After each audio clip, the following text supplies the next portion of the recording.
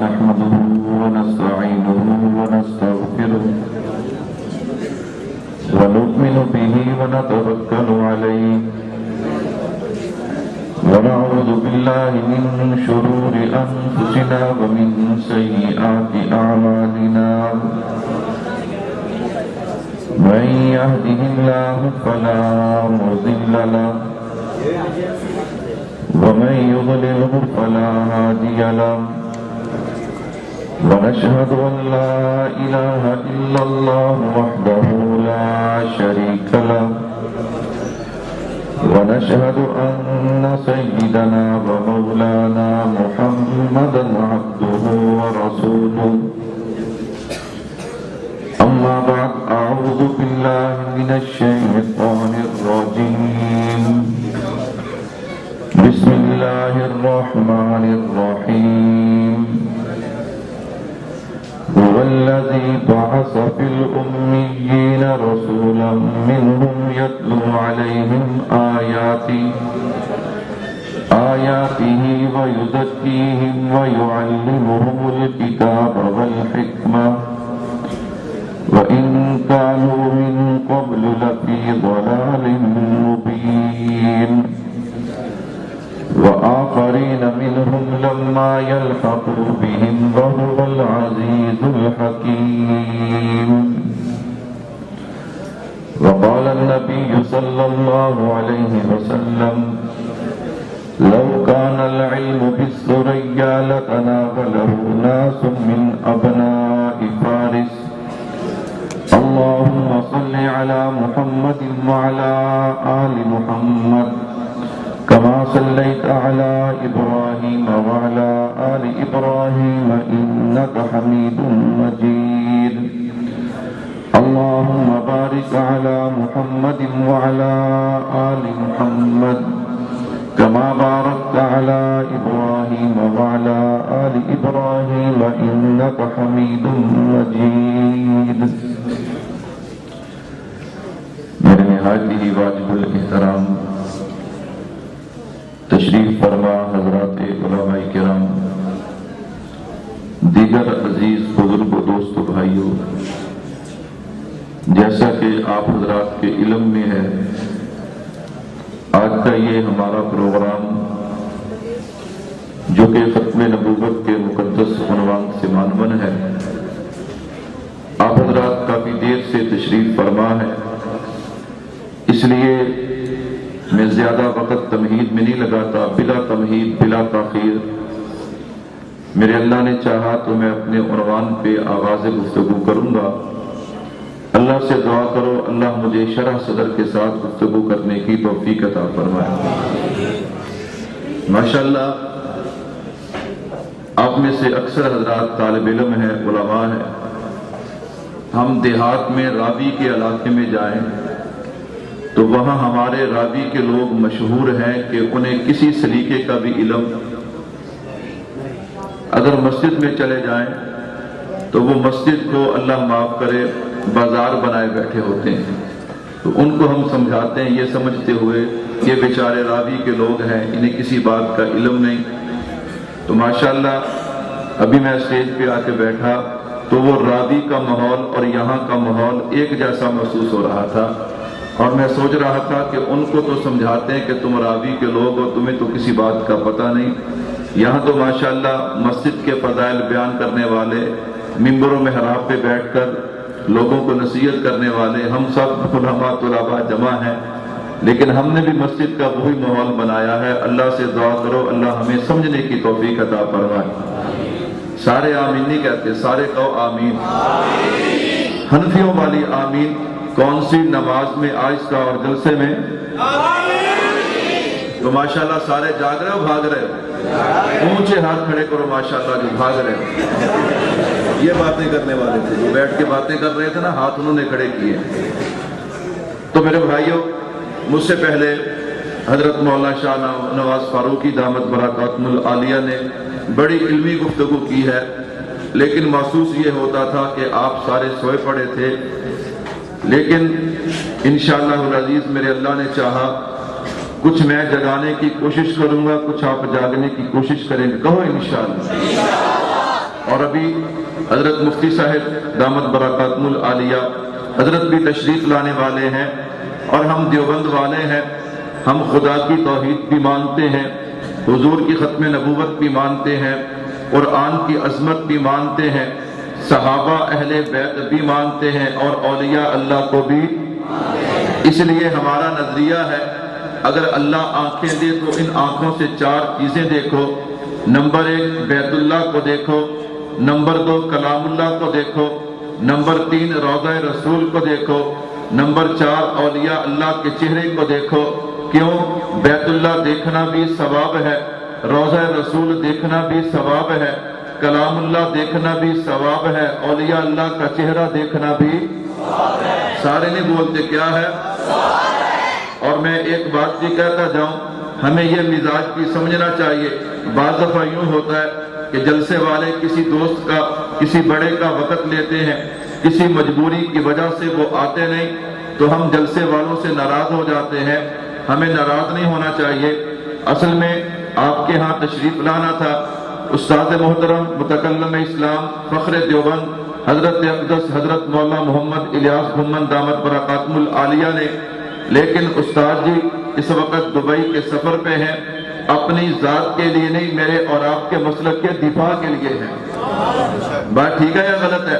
تو اس لیے آپ حضرات ناراض ہوں گے یا راضی ہوں گے کہ ہمارے ملک میں بھی مسلک کا دفاع ہونا چاہیے اور پوری دنیا میں بھی ہونا چاہیے؟ تو پھر اس لیے ضروری ہے کہ استاد جی کو ملک میں بھی سفر کرنا پڑے گا اور ملک سے باہر بھی سفر کرنا پڑے گا۔ تو اس لیے آپ نے جلسے والوں سے ناراض ہونا یا نہیں ہونا جی؟ انشاءاللہ نہیں ہوں گے، آپ کے چہرے بتا رہے ہیں۔ تو میں بلا تاخیر آغاز کلام کرتا ہوں۔ میں نے قرآن کریم سے آیت مبارکہ پڑھی ہے، اگر میں بھی آیت کے حوالے سے علمی گفتگو شروع کر دوں تو پھر مجھے اندازہ ہے کہ آپ سمن بکمن ہو جائیں گے، لیکن میں آپ کے ذوق کا خیال کرتے ہوئے، قرآن کہتا ہے هُوَ الَّذِي بَعَثَ فِي الْأُمِّيِّينَ رَسُولًا مِّنْهُمْ۔ اس سے پہلے کہ میں لفظ امی کو کھولوں اور نبوت پہ دلائل لاؤں، میں لفظ رسول کو کھولنا چاہتا ہوں۔ کیوں؟ تاکہ میرے نبی کا شان، مقام، عظمت، رفت، بلندی کھل کر سامنے آئے۔ توجہ کرنا، میں پہلی بات لفظ رسول پہ کہنے جا رہا ہوں۔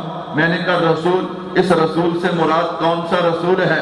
اگر تو علماء دیوبند کے خادم سے پوچھے گا کہ قرآن کی اس آیت میں جس رسول کا ذکر ہے، اس رسول سے مراد کون سا رسول ہے، تو پھر میں جواب یوں دوں گا کہ اس رسول سے مراد وہ رسول ہے جو حسین ہے، دل نشین ہے، محجبین ہے، بہترین ہے، بالیقین ہے، جو صاحب جمال ہے، صاحب کمال ہے، رحمت سے مالا مال ہے، فضل ذوالجلال ہے، جناب آمینہ کا لال ہے۔ سارے کو سبحان اللہ۔ تم نے بڑی موج کی ہے، تمہیں کسی نے نہیں بلایا، اب بولو سارے کو سبحان اللہ، تاکہ مرزا قادیانی کی قوم کو، دجالین کو پتا چلے کہ نبی کے ختم نبوت کے دیوانے جاگ رہے ہیں۔ سارے کو سبحان اللہ۔ میں عرض کر رہا تھا لفظ رسول کو کھولتا ہوں۔ میں نے کہا اس رسول سے مراد کون سا رسول ہے؟ اگر تم مجھ سے پوچھے گا اس رسول سے مراد کون سا رسول ہے تو میں یوں جواب دوں گا، میں نے کہا اس رسول سے مراد وہ رسول ہے جو حضور انور ہیں، دو جہاں کے پیغمبر ہیں، جو محبوب رب انور ہیں، جو شافی محشر، ساقی کوثر، خلق عظیم، رحمت للعالمین ہے۔ میں نے کہا اس رسول سے مراد وہ رسول ہے جو کائنات میں برتر ہے، محبوب رب اکبر ہے، خدا کی قسم سب انبیاء کا افسر ہے۔ میں نے کہا ہاں اس رسول سے مراد کون سا رسول ہے؟ اگر تم مجھ سے پوچھے گا اس رسول سے مراد کون سا رسول ہے، پھر میں تعارف یوں کرواؤں گا۔ میں نے کہا اس رسول سے مراد وہ رسول ہے، اگر وہ بولیں تو اللہ کا قرآن بنتا ہے، اگر وہ ہاں کریں تو چیز حلال ہوتی ہے، اگر وہ نہ کریں تو چیز حرام ہوتی ہے۔ اس رسول سے مراد وہ رسول ہے اگر نظر اٹھا دے تو آسمان کو بلندیاں ملتی ہیں، اگر نظر جھکا دے تو زمین کو وسعتیں ملتی ہیں۔ اس رسول سے مراد وہ رسول ہے اگر وہ چہرہ ظاہر کر دے تو دن کو اجالا ملتا ہے، اگر زلفیں بکھیر دے تو رات کو اندھیرا ملتا ہے۔ اس رسول سے مراد وہ رسول ہے، اگر براق پہ سوار ہو تو معراج ہوتا ہے، اگر صدیق کے کندھے پہ آ جائے تو ہجرت ہوتی ہے۔ اس رسول سے مراد وہ رسول ہے، اگر ان کو پسینہ آ جائے تو گلشن مہکنے لگتے ہیں۔ اس رسول سے مراد وہ رسول ہے، اگر اپنا چہرہ ظاہر کرے جن کو اجالا ملتا ہے، اگر زلفیں بکھیر دے تو رات کو اندھیرا ملتا ہے۔ نانا اس رسول سے مراد وہ رسول ہے، اگر وہ مسکرا دے تو جنت کو بہاریں مل جاتی ہیں۔ میں نے کہا اس رسول سے مراد کون سا رسول ہے؟ میں نے کہا اس رسول سے مراد وہ رسول ہے ہاں جس کو اللہ نے یہ عظمت، شان، مقام، رفعت، بلندی عطا کی ہے۔ اس رسول سے مراد وہ رسول ہے۔ بھائی کائنات میں اللہ نے 1,24,000 کم و بیش انبیاء کو بھیجا، ہم کسی نبی کی عظمت، شان، رفعت، بلندی، مقام کا انکار نہیں کرتے۔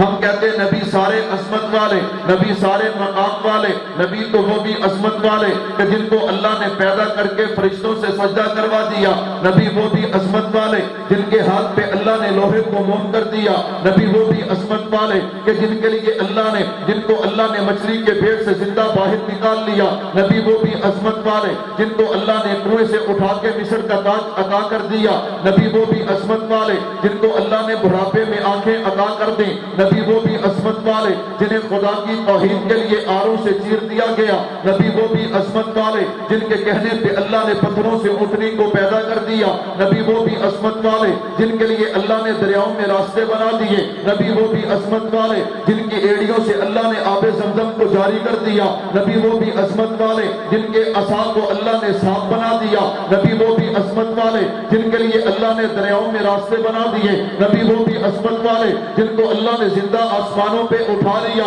ہاں نبی سارے عظمت والے، شان والے، مقام والے، لیکن سنیے اس رسول سے مراد وہ رسول ہے جناب آدم کا عیسیٰ، جتنے بھی نبی اور رسول اس کائنات میں آئے وہ صرف نبی اور رسول بن کے آئے، لیکن جب آمینہ کے لال کی باری آئی ہے میرے نبی اس کائنات میں رسول بھی بن کے آئے ہیں، خدا کے محبوب بھی بن کے آئے ہیں۔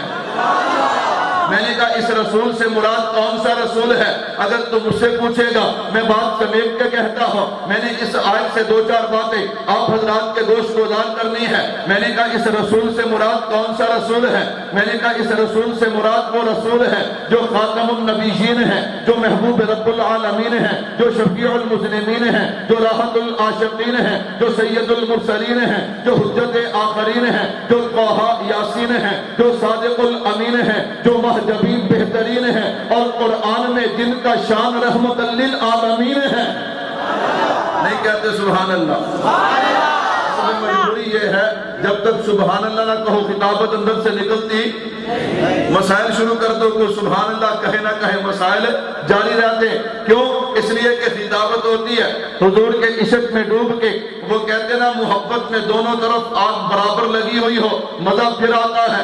ایک تو محبت میں مر رہا ہو اور جس کی محبت میں مر رہا ہو اسے پتہ ہی نہ ہو کہ یہ میرے چاہنے والا ہے تو اس میں محبت کا لطف آتا نہیں، محبت میں دونوں طرف آگ برابر لگی ہوئی ہو پھر مزہ آتا ہے۔ میں عرض کر رہا تھا اس رسول سے مراد کون سا رسول ہے؟ میں نے کہا آپ بات کا خلاصہ پیش کرو۔ اس رسول سے مراد وہ رسول ہے کہ جب تک وہ اس کائنات میں نہیں آئے تھے ہر طرف خزاں چھائی ہوئی، لیکن میرے محبوب نے کائنات میں قدم رکھا ہے، پوری کائنات میں بہار آ جاتی ہے۔ میں نے کہا چل باتوں میں بات چلی ہے، ایک دنیا میں ایسا بھی ہے اس نے پورے ربیع الاول میں شور ڈالا یہ دیوبند والے نبی کی ولادت نہیں مانتے، یہ نبی کی ولادت کو بیان نہیں کرتے۔ میں نے کہا عقل کے اندھے اگر ہم نبی کی ولادت کو نہ مانتے تو نبی کی نبوت کو کیوں مانتے؟ ہم کیوں پڑھتے لا الہ الا اللہ محمد الرسول اللہ؟ نبی کی ولادت پہلے ہے، نبی کی نبوت بعد میں ہے۔ خیر میں نے کہا اس نے پورے مہینے میں شور ڈالا ہے، کہتا ہے نبی کی ولادت کو نہیں مانتے۔ میں نے کہا سن ہمارا عقیدہ، ہمارا نظریہ کیا ہے کہ جب تک حضور کائنات میں نہیں آئے تھے پوری کائنات میں اندھیرا چھایا ہوا تھا، پوری کائنات میں ظلمت چھائی ہوئی، میرے محبوب نے کائنات میں قدم رکھا ہے، پوری کائنات میں بہار آتی ہے۔ اس رسول سے مراد کون سا رسول ہے؟ میں نے کہا اس رسول سے مراد وہ رسول ہے اگر وہ اپنی اماں کے شکم میں آتے ہیں، اماں پتھروں پہ قدم رکھتی ہے، اللہ پتھروں کو بھی نرم کر دیتے ہیں۔ اس رسول سے مراد وہ رسول ہے اگر اپنی اماں ماں کے شکم میں آتے ہیں، اماں پانی لینے کے لیے کنویں پہ جاتی ہے، پانی اٹھ کے قدم چوم لیتا ہے، اس رسول سے مراد وہ رسول ہے۔ اگر چاند کو اشارہ کرتے ہیں، چاند دو ٹکڑے ہو کے قدموں میں آتا ہے، اس رسول سے مراد وہ رسول ہے۔ اگر جاتے ہوئے سورج کو اشارہ کرتے ہیں، وہ اپنی جگہ پہ واپس آتا ہے، اس رسول سے مراد وہ رسول ہے۔ اگر ابو جہل کی مٹھی میں پتھروں کو اشارہ کرتے ہیں، آواز آتی ہے اشہد ان لا الہ الا اللہ واشہد ان محمدن عبدہ ورسولہ، اس رسول سے مراد وہ رسول ہے۔ ہاں اگر بیمار بکری پہ ہاتھ پھیرتے ہیں، دودھ کی نہریں جاری ہو جاتی ہیں، اس رسول سے مراد وہ رسول ہے۔ اگر بیمار اونٹنی پہ سوار ہو جائے، اللہ تیز رفتار بنا دیتے ہیں، اس رسول سے مراد وہ رسول ہے۔ اگر ان کے قدموں میں ذرہ آئے تو ستارہ بنتا ہے، چھوٹا آئے تو بڑا بنتا ہے، بد تہذیب آئے تو با تہذیب بنتا ہے، بد اخلاق آئے تو با اخلاق بنتا ہے، عرب کے بدو آئے تو زمانے کے امام بنتے ہیں۔ ہاں اس رسول سے مراد وہ رسول ہے۔ اگر ان کے قدموں میں کالے رنگ کا بلال آئے، بلال چلتا فرشوں پہ ہے، آواز اللہ کے عرشوں پہ آتی ہے۔ میں نے کہا اس رسول سے مراد کون سا رسول ہے؟ میرے اور آپ کے اکابرین میں سے حضرت مولانا محمد امین صفدر اکاڑوی صاحب کہہ دو رحمت اللہ علیہ، سارے کہو رحمت اللہ علیہ۔ حضرت اکاڑوی کے پاس ایک یہودی آیا، میں لفظ رسول کو کھول رہا تھا، میں نے کہا باتوں میں باتیں چلی ہیں، آپ کا ذوق بیدار ہو رہا ہے اور میں نے آپ کو حضرت مفتی صاحب کے آنے تک بیدار رکھنا ہے، توجہ کر۔ میں نے کہا حضرت اکاڑوی کے پاس ایک آدمی آیا جو یہودی تھا، حضرت تو آ کر کہنے لگا حضرت میں نے آپ سے مناظرہ کرنا ہے۔ حضرت نے کہا جی بسم اللہ، مناظرہ کرنا ہے، آجا، کس بات پہ مناظرہ کرنا ہے؟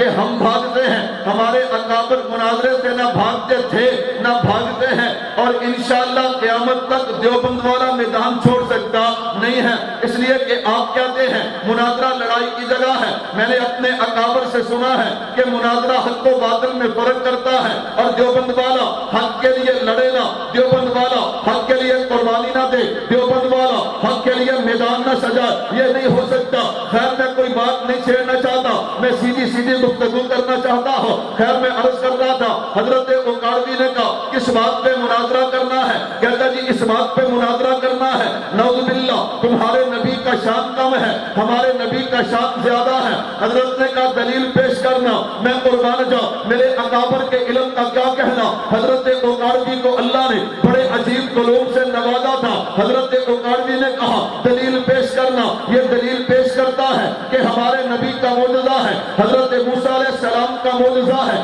انہوں نے عصا پانی پہ مارا ہے، دریا نے راستہ دے دیا، پانی نے راستہ چھوڑ دیا۔ حضرت اکاڑوی کا جواب سنو، حضرت اکاڑوی فرمانے لگے ہاں یہ تیرے نبی کا معجزہ، ہم اسے مانتے ہیں اس لیے کہ ہم اس کا انکار نہیں کرتے، لیکن دیکھ تو صحیح نا تیرے نبی کا معجزہ، اس کا منظر یہ ہے کہ پانی سامنے ہے، عصا نبی کے ہاتھ میں ہے، نبی نے عصا پانی پہ مارا ہے، ہاں عصا کا ایک سرا پانی پہ ہے، ایک نبی کے ہاتھ میں ہے، یہی منظر ہے۔ کہتا بالکل یہی منظر ہے، پانی سامنے ہے، عصا اوپر ہے، عصا نبی کے ہاتھ میں ہے۔ کہا یہ تیرے نبی ہیں، اب میرے نبی کے قدموں میں آ جا، هو الذی بعث فی الامیین رسولا منہم۔ میں نے کہا ہاں اپنے دلال اپنی جگہ پہ، میں نے فضائل چھیڑے ہیں۔ حضرت اکاڑوی نے کہا یہ تیرے نبی ہیں، یہ میرے نبی ہیں، میرا نبی فرش پہ کھڑا ہے اور چاند عرش پہ ہے، میرے محبوب نے انگلی کا اشارہ کیا، چاند کو انگلی لگتی نہیں ہے، چاند دو ٹکڑے ہو کے قدموں میں آ جاتا ہے۔ فرمایا ایک تیرا نبی ہے، ایک میرا نبی ہے۔ میں نے کہا اکابر کی بات چلی ہے، مناظرے کی بات چلی ہے، میں ایک بات اور سناتا جاؤں۔ میں نے کہا مناظرہ، اگر مناظرے پہ گفتگو کی جائے، جو لوگ کہتے ہیں مناظرہ لڑائی ہے، میں نے کہا انہوں نے اکابر کو پڑھا نہیں ہے، اگر اکابر کو پڑھا ہوتا یہ بات کبھی نہ کہتے۔ میرے اور آپ کے اکابر میں سے بانی دارالعلوم دیوبند حضرت مولانا محمد قاسم نانوتوی صاحب کہہ دو رحمت اللہ علیہ۔ اللہ نے میرے اکابر کو عشق رسول بھی بے مثال عطا کیا تھا اور علم بھی بے مثال دیا تھا۔ میں نے کہا حضرت کا دور ہے، انگریز نے چال چلی، کیا چال چلی؟ کہا کسی طرح ان لوگوں کو جو ہندوستان میں رہتے ہیں انہیں آپس میں لڑاؤ اور حکمرانی کرو۔ توجہ کرنا، اچھا کیسے لڑائے؟ کہا اس میں ہندو بھی ہے، اس میں یہودی بھی ہے، سکھ بھی ہے، عیسائی بھی، مسلمان، یہ ساری قومیں ہندوستان میں بستی ہیں۔ یوں کرتے ہیں ان کا آپس میں مناظرہ کروا دیتے ہیں، یہ آپس میں لڑیں گے، ایک کہے گا میرا دین حق ہے، دوسرا کہے گا میرا نبی حق ہے، تیسرا کہے گا میرا نبی حق ہے، ان کو آپس میں لڑا دو۔ ہاں مناظرے کی تاریخ طے ہو گئی شاہ جہان پور میں، میں قربان جاؤں شاہ جہان پور میں مناظرہ طے ہو گیا۔ ہاں جناب، عیسائیوں کی طرف سے کون آئے گا، یہودیوں کی طرف سے کون آئے گا، ہندوؤں کی طرف سے کون آئے گا، سکھوں کی طرف سے کون آئے گا، سب طے ہو گیا۔ مسلمانوں کی طرف سے کون آئے گا؟ میں نے کہا سارے موجود تھے، سارے موجود تھے، لیکن جب مسلمانوں کی وکالت کی باری آئی ہے پھر نام آتا ہے بانی دارالعلوم دیوبند حضرت مولانا محمد قاسم نانوتوی رحمت اللہ علیہ کا، کہ قاسم نانوتوی مسلمانوں کی طرف سے مناظر ہوگا۔ شاہجہان پور میں مناظرہ طے ہو گیا۔ حضرت جب ہمارے اکابر حضرت نانوتوی کو پتا چلا کہ میرا نام مناظرے کے لیے آیا، حضرت نانوتوی پہ اس وقت 3 طرح کے امتحان تھے۔ سنو بھائیو سنو، 3 طرح کے امتحان۔ کیا امتحان؟ نمبر 1، جیب میں کرایہ نہیں ہے، جیب میں 1 روپیہ نہیں۔ نمبر 2، حضرت نانوتوی کو کئی دنوں سے مسلسل بخار ہے۔ نمبر 3، آپ کی ٹانگ میں درد ہے۔ لیکن میں قربان جاؤں، حضرت نانوتوی نے یہ نہیں کہا کہ میں بیمار ہوں، میں تو چل نہیں سکتا، میرے پاس کرایہ نہیں ہے، میں نہیں جاؤں گا۔ حضرت نانوتوی سمجھتے تھے اگر میں نہ گیا تو باطل جیت جائے گا۔ قل جاء الحق وزهق الباطل ان الباطل کان زہوقا۔ حق دبنے کے لیے نہیں، حق بھاگنے کے لیے نہیں، حق دبنے کے لیے باطل ہے، بھاگنے کے لیے باطل ہے۔ حضرت نانوتوی نے کسی کے سامنے ہاتھ بھی نہیں پھیلایا کہ میرے پاس گاڑی نہیں ہے، میرے پاس روپیہ نہیں ہے، میرے پاس کرایہ نہیں ہے۔ میں سلام عقیدت پیش کرتا ہوں اپنے حضرت نانوتوی کے علم کو بھی، اس کے رسالت کو بھی، آپ کی غیرت اور اہمیت کو بھی، اور کہنا چاہتا ہوں ہر دیوبندی کو اپنے اکابر کو پڑھنا بھی چاہیے، ان کی سیرت پہ عمل بھی۔ ہم صرف نام لیتے، ہم صرف کیا کرتے ہیں؟ ہم پڑھتے بھی نہیں ہیں، عمل بھی صرف نام لیتے۔ اگر ہم نام بھی لیں، پڑھیں بھی، عمل کریں تو ہماری زندگی کے رخ بدل جائیں، ہماری زندگی کے۔ حضرت چلے، اپنے ایک مرید کو کہا جس کے پاس سواری تھی، تو پہنچ شاہ جہان پور میں اور بتانا نانوتوی آ رہا ہے۔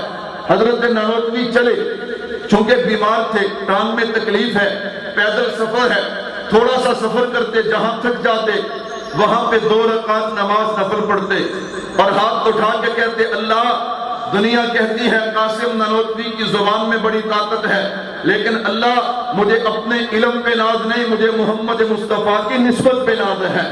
اللہ میں میدان مناظرہ میں اتروں، تو جانتا ہے کہ میرے گناہ بہت ہیں، میرے گناہوں کی وجہ سے میری زبان نہ چلے، میری زبان بند ہو جائے، تو یہ نہیں کہے گا کہ قاسم نانوتوی کے گناہوں کی وجہ سے قاسم نانوتوی کی زبان نہیں چل رہی۔ ہر کوئی یہ کہے گا نعوذ باللہ ان کا نبی سچا نہیں، اس لیے قاسم نانوتوی کے پاس دلائل نہیں ہے۔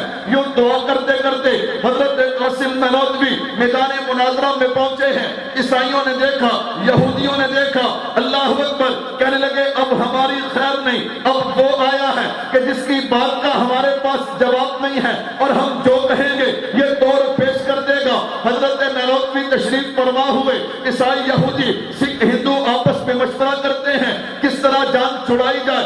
ایک ہی حل ہے، ایک ہی حربہ ہے، اسے استعمال کرتے ہیں، سارے جمع ہو کے جاتے ہیں، حضرت کو مجبور کرتے ہیں کہ مناظرے کی پہلی تقریر حضرت نانوتوی کریں۔ یہ پہلی تقریر کر لیں گے، یہ فارغ، بعد میں ہمارا جو جی چاہے گا ہم کہتے رہیں گے، جواب دینے والا کوئی نہیں ہوگا۔ یہ سارے جمع ہو کے حضرت نانوتوی کے پاس آئے، کوئی پاؤں دبانے لگا، کوئی ٹانگیں دبانے لگا، کوئی بازو دبانے لگا۔ حضرت نے کہا بتاؤ چاہتے کیا ہو؟ حضرت نانوتوی نے کہا بتاؤ چاہتے کیا ہو؟ کہنے لگے حضرت آپ بڑے ہیں، آپ صاحب علم ہیں، آپ کا بڑا قد و قامت ہے، ہم چاہتے یہ ہیں کہ مناظرے کی پہلی تقریر آپ کریں۔ حضرت نے کہا نانا، میں مناظرے کی پہلی تقریر نہیں کروں گا، میں مناظرے کی آخری تقریر کروں گا۔ حضرت نہیں، آپ مناظرے کی پہلی تقریر کریں، آپ بڑے ہیں۔ فرمایا نہیں، میں مناظرے کی آخری تقریر کروں گا۔ میرے بھائی توجہ کرنا، حضرت نانوتوی کہنے لگے میں آخری تقریر اس لیے کروں گا کہ اس پر میرے پاس دلیل موجود ہے۔ حضرت کیا دلیل ہے؟ فرمایا میں اس نبی کا امتی ہوں جسے اللہ نے دنیا میں آخری نبی بنا کر بھیجا ہے۔ حضرت نانوتوی نے یہ بات کہی تو مجھے اپنے انداز میں کہنے دینا، عیسائی یہودی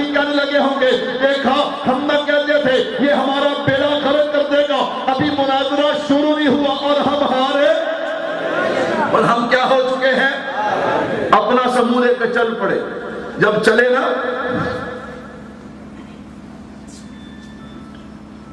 جب چلے نا تو جناب والا حضرت نے دوبارہ بلایا، آ جاؤ، پرچی آئی ہے جی، ختم نبوت کا سٹیج ہے۔ میں کس کی بات کر رہا ہوں؟ بعض دفعہ پرچی لکھنے والا سوچتا نہیں ہے، کیا کرتا نہیں؟ سوچتا نہیں ہے، جو دل میں آتا ہے لکھ دیتا ہے۔ اللہ ہمیں سمجھنے کی توفیق عطا فرمائے۔ میں جس رسول کی بات کر رہا ہوں وہ رسول آخری رسول ہے یا نہیں ہے؟ کیوں؟ اس لیے کہ ہم کہتے ہیں ذات نبوت کو ماننا بھی ضروری ہے، بات نبوت کو ماننا بھی ضروری ہے۔ تو میں ذات نبوت پیش کر رہا ہوں، اگر میرے اس بھائی کو سمجھ نہیں تو میں کیا پیش کر رہا ہوں؟ کیا پیش کر رہا ہوں جی؟ ذات نبوت پیش کر رہا ہوں۔ خیر میں عرض کر رہا تھا، میں نے کہا توجہ کرنا، حضرت ناروتوی نے دوبارہ بلایا، بھائی آ جاؤ آ جاؤ ادھر آؤ۔ وہ سارے واپس آ گئے۔ حضرت نے کہا جاؤ میں پہلی تقریر کروں گا، اور یاد رکھو جب میں پہلی تقریر کروں گا پھر میری تقریر کے بعد کوئی تقریر نہیں کر سکے گا۔ میری تقریر اول بھی ہوگی، میری تقریر آخر بھی ہوگی۔ انہوں نے کہا حضرت یہ کیسے؟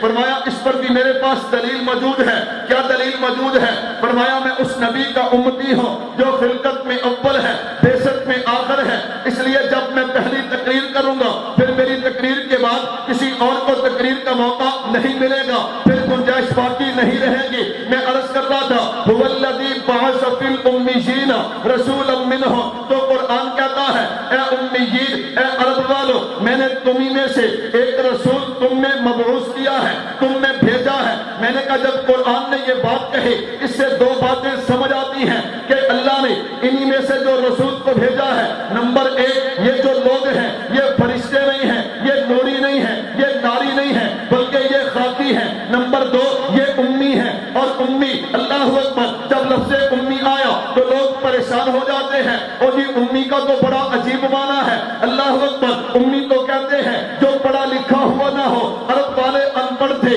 جاہل تھے، آپ کہتے ہیں نبی امی ہے۔ میں نے کہا تو سمجھا نہیں ہے، ایک معنی عام انسان کے لیے ہے، ایک معنی نبی کے لیے ہے۔ جب معنی عام انسان کے لیے ہوتا ہے اس کا معنی اور ہوتا ہے، اور جب معنی نبی کے لیے ہو اس کا معنی میں نے کہا دو باتیں سمجھ آئی۔ رسول منہم، کہ رسول جو ان میں سے ہے تو یہ کون ہے؟ یہ بشر ہے۔ یہ کیا ہے؟ نمبر دو یہ امی ہے۔ یہ کیا ہے؟ تو پتہ چلا آنے والا رسول بھی بشر ہے اور وہ امی بھی ہے۔ میں نے کہا پہلے بشر کو سمجھ۔ جب لفظ بشر آیا، میں اختلافی بات نہیں اتفاقی بات کرتا ہوں، لفظ بشر آیا، ایک انسان کہنے لگا، ایک آدمی کہنے لگا مولوی صاحب نبی کو بشر نہ کہو۔ میں نے کہا کیوں؟ کہتا نعوذ باللہ نبی کو بشر کہنا یہ نبی کی توہین ہے۔ میں نے کہا تو سمجھا نہیں ہے۔ کہتا کیوں؟ میں نے کہا تو نے بشر تو سنا ہے لیکن تو نے دیوبند والوں کا نظریہ نہیں سنا۔ کہتا دیوبند والوں کا نظریہ کیا ہے؟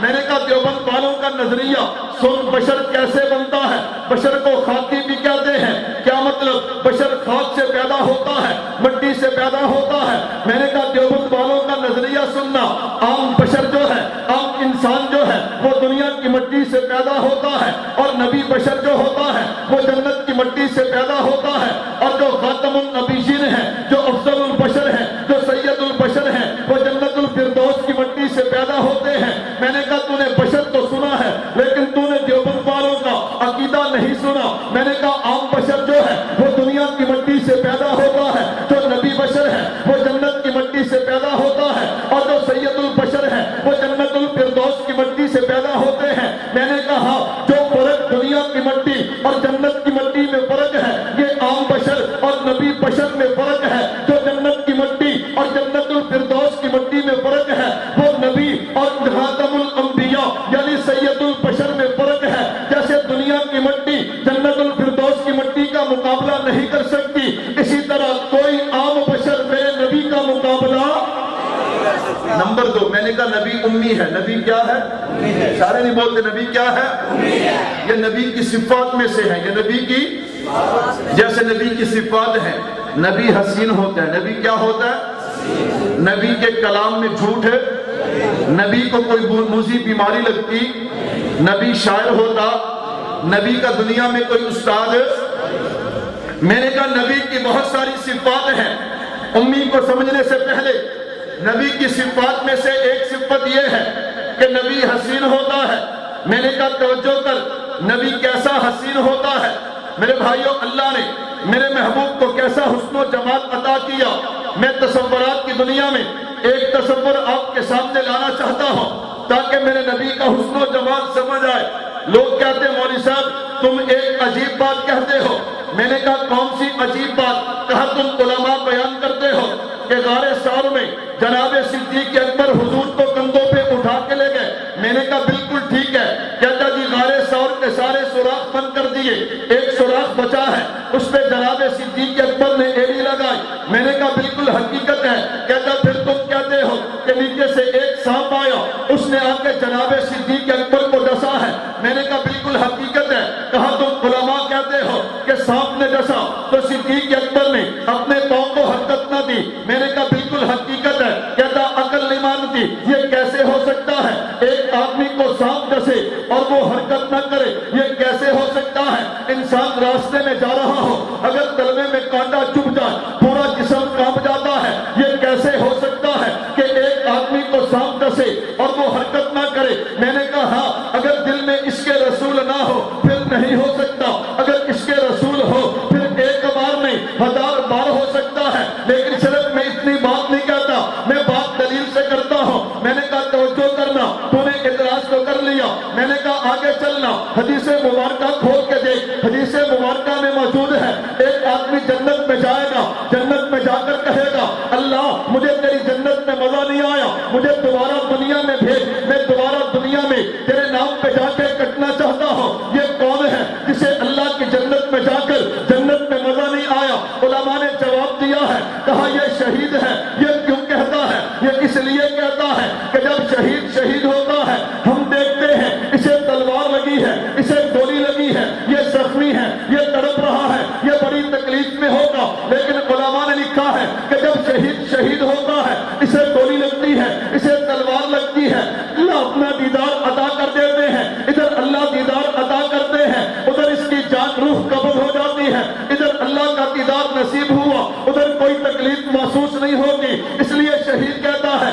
اللہ دوبارہ دنیا میں بھیج، میں دوبارہ تیرے نام پہ کٹوں، تیرا دیدار کرو۔ میں نے کہا آگے چلیے گا، میں بات دلیل سے کرتا ہوں۔ زلیخا کو تانا مارا، محلے کی عورتوں نے تانا مارا، تو جناب یوسف پہ فریفتہ ہو گئی۔ وہ بڑی سمجھدار، اس نے عورتوں کو بلا لیا، دسترخوان لگا دیا۔ قرآن کی تفسیر ہے، دسترخوان لگا کے ہاتھوں میں پھل پکڑا دیے، چھریاں پکڑا دی ہیں، کہا ان پھلوں کو کاٹو۔ جب یہ کاٹنے لگی حضرت یوسف علیہ السلام کو اشارہ کیا، حضرت یوسف علیہ السلام سامنے آئے ہیں۔ جب سامنے آئے ان عورتوں نے دیکھا ہے، پھر بجائے پھلوں کے ہاتھ کٹنا شروع ہوا، خون بہنا شروع ہوا۔ میں نے کہا توجہ کرنا، میرے نبی کا حسن کیا ہے؟ میں نے کہا چھری چلی ہے، ہاتھ کٹا ہے، خون بہا ہے۔ کسی عورت نے یہ نہیں کہا ہائے ہم مر گئے، ہمارے ہاتھ کٹ گئے، ہمیں تو تکلیف پہنچی، یہ کاٹ رہی ہے۔ زلیخا کہتی ہے کیا بنا؟ تو پھر مجھے کہنے دینا، یہاں حسن یوسف ہے، اگر ہاتھ کٹتا ہے تکلیف محسوس نہیں ہوتی۔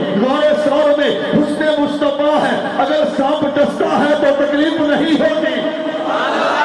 یہ میرے نبی کا حسن ہے، یہ میرے نبی کا نبی حسین ہوتا ہے۔ نبی کیا ہوتا ہے؟ اب ادھر بھی آئیے، یہ مرزا قادیانی دجال جو ہے اس کا ایک خاص کمرہ اور اس کی ایک خادمہ جو عقل سے فارغ، جو عقل سے کہتے جیسی روح ویسے فرشتے، جیسا منہ ویسی چپیٹ، جیسا نبی ویسے ماننے والے۔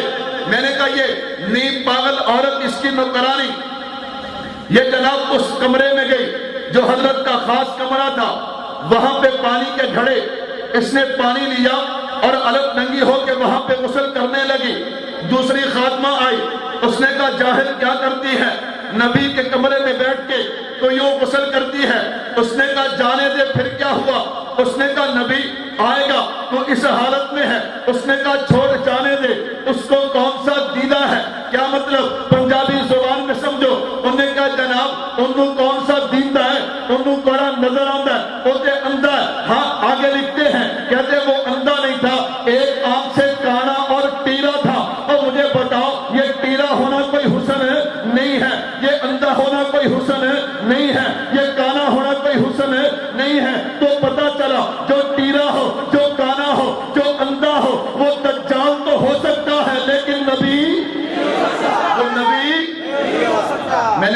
نمبر 2 نبی کی صفات میں سے ہے نبی کے کلام میں جھوٹ ہوتا قرآن کہتا ہے لعنت اللہ علی جھوٹے پہ کیا ہے اللہ کی جھوٹے پہ کیا ہے اللہ کی یہ ملعون خود لکھتا ہے کہتا ہے نبی کے کلام میں جھوٹ جائز ہے نبی کے کلام میں جھوٹ جائز ہے کہتا ہے جو ایک بار جھوٹ بولے دوسری بات اس کی بات کا اعتبار نہیں ہوتا پھر کہتا ہے تکلف سے جھوٹ بولنے سے اچھا ہے کہ 2 کھا لی جائے پھر کہتا ہے ولد الزنا کنجر جو حرامی ہوتے ہیں وہ بھی جھوٹ بولتے ہوئے شرماتے ہیں میں نے کہا نمبر 1 قرآن نمبر 4 اس بے ایمان کی اپنے باتیں اب دیکھنا کہتا جو جھوٹ بولنے والا ہے وہ اس سے اچھا ہے کہ 2 کھا لے کہتا جو ایک بار جھوٹ بولے دوسری بار اس کی بات کا اعتبار نہیں کیا جاتا کہتا نبی کے کلام میں جھوٹ نہیں ہوتا کہتا ولد الزنا جو کنجر ہوتے ہیں وہ جھوٹ بولنے سے شرماتے ہیں میں نے کہا اب آئیے گا مرزے کے بطور نمونہ میں 2-4 جھوٹ آپ کے سامنے لاتا ہوں اس نے سب سے پہلا جو نبی کی ذات پہ بولا ہے آقا صلی اللہ علیہ وسلم کی ذات پہ بولا ہے اس سے پوچھا گیا قیامت کب آئے گی کہتا اللہ کے نبی نے فرمایا جب صحابہ نے پوچھا اللہ کے نبی قیامت کب آئے گی آقا نے فرمایا آج سے 100 سال بعد تمام بنی آدم پہ قیامت واقع ہو جائے گی میں نے کہا یہ مرزا کانے دجال نے ہمارے نبی پہ جھوٹ بولا ہے اس لیے کہ کسی حدیث کی کتاب میں یہ حدیث موجود نہیں ہے جس میں اللہ کے نبی نے فرمایا ہو کہ 100 سال بعد پوری بنی آدم پہ قیامت آ جائے گی میں نے کہا دوسرا جھوٹ بولتا ہے کہتا قرآن کریم کے اندر 3 شہروں کے نام موجود ہیں مکہ مکرمہ مدینہ منورہ کہتا قادیان یہ 3 شہروں کے نام جو ہیں وہ قرآن پاک میں موجود ہیں میں نے کہا مرزا قادیانی دجال کی ذریت قیامت کے صبح تک زور لگائے قرآن پاک سے لفظ قادیان نہیں دکھا سکتے تو قرآن کہتے ہیں لعنت اللہ علی الکاذبین خود کہتا ہے ولد الزنا جو کنجر حرامی ہوتے ہیں وہ بھی جھوٹ بولتے ہوئے شرماتے ہیں آگے چلیے اس سے پوچھا گیا کہ تم طواف کیوں نہیں کرتے تم حج کرنے کے لیے کیوں نہیں جاتے تم مکہ مکرمہ کیوں نہیں جاتے کہتا ہے میرا حج اس وقت ہوگا جب دجال اپنے دجل سے توبہ کر کے وہ بیت اللہ کا طواف کرے گا یہ کتنا بڑا جھوٹ ہے کسی حدیث کی کتاب میں یہ بات موجود نہیں ہے کہ دجال اپنے دجل سے توبہ کرے گا نہ دجال اپنے دجل سے توبہ بھی نہیں کرے گا اور بیت اللہ کا طواف بھی نہیں کرے گا تو میں نے کہا ہاں جو جھوٹا ہو لعنت اللہ علی الکاذبین وہ جھوٹا تو ہو سکتا ہے اللہ کا نبی نہیں ہو سکتا جو جھوٹ بولتا ہو ہاں وہ گوہ کھانے والا تو ہو سکتا ہے اللہ کا نبی نہیں ہو سکتا جو جھوٹ بولنے والا ہو وہ ولد الزنا کنجروں سے بڑا کنجر تو ہو سکتا ہے اللہ کا نبی وہ اللہ کا نبی کھل کے نعرہ لا یار نعرہ تے کھل کے لا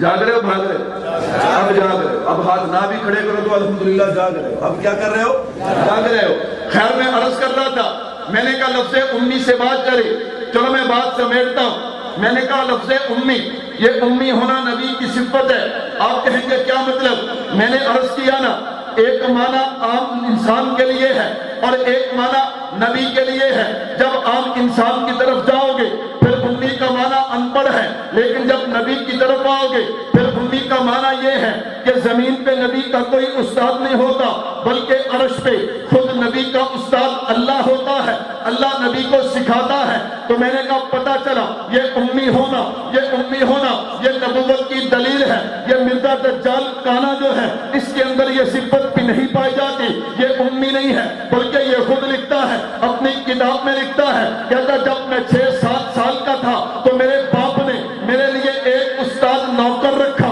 میں نے کہا یہ نبی کا کلام ہے جو اپنے استاد کو نوکر کہتا ہے کہتا میرے لیے ایک فارسی خواہ نوکر استاد رکھ کر دیا جس سے میں نے کچھ قرآن پاک پڑھا کچھ فارسی کی کتابیں پڑھی ہیں پھر کہتا جب میں 10 سال کا ہوا پھر میرے باپ نے میرے لیے ایک استاد رکھا جس کا نام فضل احمد تھا پہلے کا نام فضل الہی تھا کہتا یہ فضل احمد جو ہے اس سے میں نے صرف اور نحو پڑھی ہے کہتا پھر جب میں 17-18 سال کا ہوا پھر میرے باپ نے میرے لیے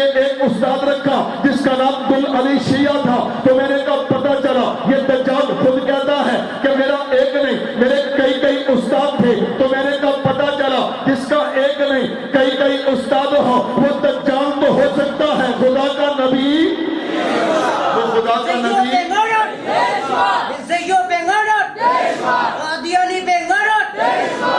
آخری بات کروں اور بات ختم کروں، میں نے کہا قرآن کریم کی اسی آیت پہ گفتگو کی جائے تو لمبا وقت چاہیے۔ قرآن کہتا ہے وَآخَرِينَ مِنْهُمْ لَمَّا يَلْحَقُوا بِهِمْ وَهُوَ الْعَزِيزُ میں نے کہا آئیے ختم نبوت کے حوالے سے ایک بات اور عرض کروں اور میں اپنی بات سمیٹتا ہوں۔ میں نے کہا بھائی وَآخَرِينَ مِنْهُمْ لَمَّا يَلْحَقُوا بِهِمْ، توجہ اس سے پہلے اصول سمجھنا، دنیا میں اختلاف 3 قسم پہ ہے۔ نمبر 1 کفر اور اسلام کا اختلاف، نمبر 2 سنت اور بدعت کا اختلاف، نمبر 3 اجتہادی اختلاف۔ میں نے کہا سب سے پہلا اختلاف ہے جو کفر اور اسلام کا اختلاف ہے۔ ہاں اسلام کسے کہتے ہیں، کفر کسے کہتے ہیں؟ علماء نے لکھا ہے کہ ضروریات دین کا ماننا یہ اسلام ہے، ضروریات دین میں سے کسی ایک کا انکار کرنا یا باطل تعویل کرنا یہ کفر ہے۔ میں نے کہا اپنے تفصیل میں اتروں تو لمبا وقت چاہیے، میں عرض کر رہا تھا ضروریات دین کا ماننا یہ اسلام ہے، ضروریات دین میں سے کسی ایک کا انکار کرنا یا باطل تعویل کرنا یہ کفر ہے۔ قرآن کریم کی آیت کا یہ حصہ بھی مرزا قادیانی کا دجل بیان کر رہا ہے اور بتا رہا ہے یہ بے ایمان ہے، یہ اللہ کا نبی نہیں ہے۔ قرآن کریم کی آیت وَآخَرِينَ مِنْهُمْ لَمَّا يَلْحَقُوا بِهِمْ وَهُوَ الْعَزِيزُ الْحَكِيمُ، وہ آخرین سے مراد کون ہے؟ مرزا دجال قادیانی کہتا ہے اس سے مراد میں ہوں، حالانکہ یہ اس نے قرآن کریم کا معنی بدلا ہے، یہ قرآن کریم کا مفہوم بدلا ہے، ساری امت کا عقیدہ ہے، ساری امت کا نظریہ ہے۔ وَآخَرِينَ مِنْهُمْ لَمَّا يَلْحَقُوا بِهِمْ وَهُوَ الْعَزِيزُ الْحَكِيمُ۔ قرآن کی جب یہ آیت اتری ہے صحابہ کرام نے پوچھا ہے اللہ کے نبی یہ بات میں آنے والے کون ہیں؟ صحابہ نے ایک مرتبہ پوچھا، صحابہ نے دوسری مرتبہ پوچھا، صحابہ نے تیسری مرتبہ پوچھا۔ اللہ کے نبی نے حضرت سلمان فارسی رضی اللہ تعالیٰ عنہ کے سر پہ ہاتھ رکھا، ان کے کندھے پہ ہاتھ رکھا اور فرمایا لو کان العلم بالذریہ لتناولہ ناس من ابناء فارس۔ اللہ کے نبی نے فرمایا اگر علم ثریا ستارے پہ بھی چلا جائے اہل فارس میں سے ایک شخص علم کو وہاں سے بھی اتار لائے گا۔ میں نے کہا قرآن میں بھی ذکر آ گیا، میرے نبی نے بھی تشریح کر دی ہے۔ اچھا یہ انسان کون سا انسان ہے؟ اس حدیث مبارکہ اور آیت مبارکہ کے اندر جس کا ذکر ہے وہ انسان کون سا انسان ہے؟ او بھائیو میں نہیں کہتا، حافظ ابن حجر مکی رحمت اللہ علیہ، علامہ جلال الدین سیوطی رحمت اللہ علیہ، شاہ ولی اللہ محدث دہلوی رحمت اللہ علیہ اور مسلک اہل حدیث کے بزرگ نواب صدیق حسن خان، ان تمام بزرگوں نے لکھا ہے لو کان العلم بالذریہ لتناولہ ناس من ابناء فارس۔ اگر اس مصداق اس حدیث کا مصداق دنیا کے اندر کوئی شخص ہے تو وہ میرے اور آپ کے امام اعظم امام ابو حنیفہ رحمت اللہ علیہ ہیں۔ کیسا اعزاز ہے حنفیوں، اللہ نے ہمیں کیسا اعزاز دیا۔ ہمارے امام کے تذکرے قرآن میں بھی ہیں اور حضور کے فرمان میں بھی۔ تو پتہ چلا مرزا قادیانی نے اس آیت کریمہ کا جو غلط مطلب لیا تو یہ آیت بتا رہی ہے کہ یہ جھوٹا دجال تو ہو سکتا ہے، اللہ کا نبی۔ تو بھائی جیسے ابھی ہمارے سیکرٹری صاحب بتا رہے تھے کہ ہاں پوری دنیا میں لوگوں نے مسلمانوں نے ختم نبوت کا دفاع کیا، لیکن جو دیوبند والوں نے کیا وہ کسی اور نے۔ مجھے ایک جملہ بڑھانے دو، میں نے کہا جو حنفیوں دیوبندیوں نے کیا ہے وہ کسی اور نے۔ ابھی آپ کو فاروقی صاحب نے ہمارے امام اعظم امام ابو حنیفہ رحمت اللہ علیہ کا فتویٰ بھی پڑھ کے سنایا۔ میں نے کہا اس سے آگے چلیے، یہ ہمارا اعلان ہے کہ سب کچھ برداشت ہو سکتا ہے لیکن نبی کی ختم نبوت پہ سودے بازی برداشت نہیں ہو سکتی۔ ہم کون ہیں؟ میں نے کہا ہم وہ ہیں، ہاں میرے اور آپ کے اکابر اور ہمارے بڑوں میں سے شہید ختم نبوت حضرت مولانا علا وسایہ دامت برکاتہ العالیہ نے اپنی کارگزاری میں واقعہ لکھا، فرمایا سندھ کے اندر ایک لوہار جو جناب والا وہ جناب کلہاڑیاں بناتا تھا، ان کو تیز کرتا، ایک دن اپنی دکان پہ بیٹھا ہے، میرے بھائی توجہ کرنا، اپنی دکان پہ بیٹھا کلہاڑیاں بنا رہا ہے، ان کو تیز کر رہا ہے، ایک قادیانی مبلغ آیا اور اس نے آ کر وہاں پہ اپنے نبی کے فضائل بیان کرنے شروع کر دیے، قادیانیت کی دعوت بیان کرنی شروع کر دی۔ وہ باتیں کرتا رہا، یہ جناب جو انسان تھا، مسلمان تھا، جو مزدور تھا، یہ سنتا رہا۔ جب وہ لمبی باتیں کر چکا، یہ اٹھا اور اس نے کلہاڑی کو اپنے ہاتھ میں لیا اور یہ مسلمان کہنے لگا، اور مرزائی مبلغ، جیسے تو نے اپنے نبی کی تعریفیں کی ہیں، اب میں گالیاں شروع کرتا ہوں، جو گالیاں میں مرزے کو دیتا جاؤں تو بھی دینا شروع کر دے، وگرنہ میں تیرا سر اڑا دوں گا۔ یہی جناب والا تبلیغ کرنے والا، یہی مرزے کا چاہنے والا جو پہلے تعریفیں کرتا تھا، اب کلہاڑی کو دیکھ کے اپنے نبی کو گالیاں دیتا ہے۔ جب گالیاں دے دے کے تھک گیا، اب اس مسلمان نے وہ کلہاڑی اس مرزائی کو پکڑا دی اور نیچے بیٹھ گیا۔ کہا اب تو مجھے کہہ کہ اگر تو اپنے نبی کو گالی نہیں دیتا میں تیرا سر تن سے جدا کر دوں گا۔ ہاں تو مجھے یہ کہہ، ہاں آگے سے رو کے جواب دیتے ہیں۔ اور ظالم، یہی تو فرق ہے سچے اور جھوٹے نبی کے اندر۔ تو جھوٹے نبی کا امتی تھا، تو نے کلہاڑی دیکھی ہے، تعریف چھوڑ کے گالیاں دینی شروع کر دی ہیں۔ میں سچے نبی کا امتی ہوں، میں اعلان کرتا ہوں، اگر تو میرے جسم کے ٹکڑے ٹکڑے بھی کر دے، میرے ایک ایک ٹکڑے سے آواز آئے گی کہ سب کچھ قربان ہو سکتا ہے، نبی کی ناموس پہ سودے بازی نہیں ہو سکتی۔ میں نے کہا ہم وہ ہیں مسٹر جنا۔ جب پہنچا، جب میاں والی کی جیل میں گیا، جا کر کہنے لگا کہ ایک مرتبہ اگر تو نے انکار کر دے کہ میں نے راجپال کو قتل نہیں کیا تو غازی میں تجھے جیل سے نکال لوں گا، سزائے موت سے بچا لوں گا۔ غازی جھوٹ کے کہتا ہے، او مسٹر جنا، یہ تجھے کال کوٹھی نظر آتی ہے، خدا کی قسم میں جب سے یہاں آیا ہوں مجھے ہر رات یہاں نبی کا دیدار نصیب ہوتا ہے۔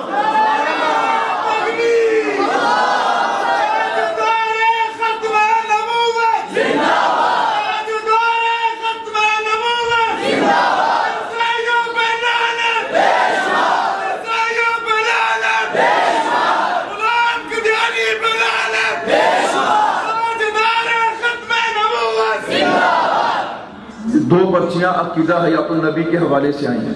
جب عقیدہ حیات النبی عنوان ہوگا تو انشاءاللہ ان پرچیوں کا جواب بھی دیں گے، کہو انشاءاللہ۔ اس لیے آپ حضرات سمجھا کریں نا، آپ حضرات سمجھا کریں، میں نے سیرت پہ بات شروع کیا، چٹ آ گیا جی ختم نبوت عنوان ہے، آپ سمجھا بھی کریں نا جی۔ آپ ہر بات سمجھتے نہیں ہیں، سارے مسائل ہم سے حل کرواتے ہیں۔ آپ اشتہار شائع کریں، عقیدہ حیات النبی عنوان رکھیں، پھر آپ چٹے دیں، پھر آپ کو چٹوں کی ضرورت نہیں پڑے گی۔ آپ نے جو چٹوں میں پوچھنا ہے ہم نے پہلے بیان کر دینا، کہو انشاءاللہ۔ تو میں عرض کرنا تھا بھائی ہر چیز برداشت ہے، لیکن نبی کی ختم نبوت پہ سودے بازی برداشت نہیں، اس لیے کہ ہم حنفی ہیں، ہم دیوبندی ہیں۔ ہمارے امام نے بھی ختم نبوت کا دفاع کیا اور میرے اکابر نے بھی ختم نبوت کا دفاع کیا۔ توجہ کرنا بھائیو، میں آخری جملہ کہہ کے بات ختم کرتا ہوں۔ میں نے کہا الحمدللہ میرے اکابر نے دفاع کیا تھا، آج ہم دفاع کر رہے ہیں، اور انشاءاللہ جب تک بھی دیوبند کا ایک پرسنٹ بھی باقی رہے گا یہ دفاع ہوتا رہے گا۔ حالات جیسے بھی آئیں انشاءاللہ قبول کر لیے جائیں گے، جیسی مصیبتیں سختیاں آئیں انشاءاللہ ہم ان تمام سختیوں کو قبول کر لیں گے، لیکن نبی کی ختم نبوت پہ آنچ آنے اللہ عمل کی توفیق عطا فرمائے۔ وما علینا الا البلاغ۔